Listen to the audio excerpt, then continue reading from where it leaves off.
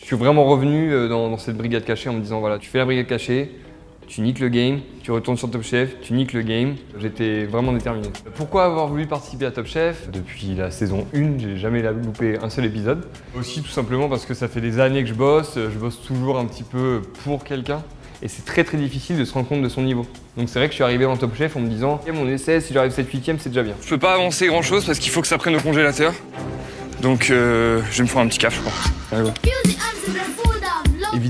Évidemment, je tire cette lame, elle est orange. Connaissant les votes des chefs, j'étais favori. Donc c'est vrai que bon, tu te dis que t'as quand même des chances. Et puis t'en rêves aussi. Donc ouais, t'y crois. Et à ce moment-là, voilà, je tire cette lame. Je suis déçu. Et tout de suite, je pense à Jorik. Et je me dis que bah, il va vivre un truc de ouf là. Et quel est ton plus beau souvenir? Je crois que c'est la finale. Vraiment très beau souvenir en finale. À la fin, quand on a envoyé, que c'est sorti comme on voulait.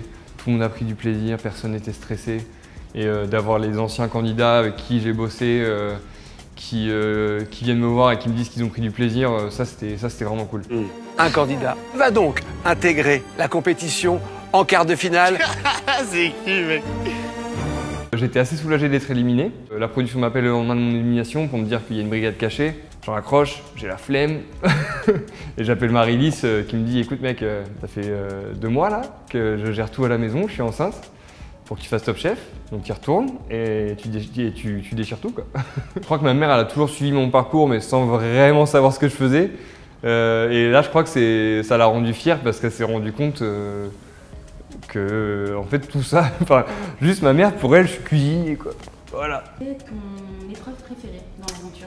Mon épreuve préférée, il y en avait plusieurs. Franchement, il y a eu la finale évidemment. C'était une épreuve où en fait on avait carte blanche.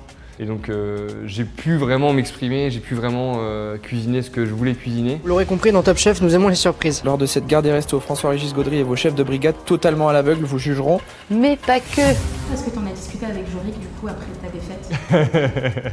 Ouais, évidemment, on en a parlé.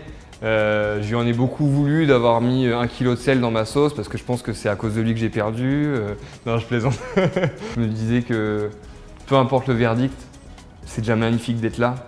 Et que si je gagne, je suis ravi pour moi évidemment. Et si je perds, ben, je suis un peu déçu, mais c'est un pote qui gagne. Donc au final, la fin elle est belle.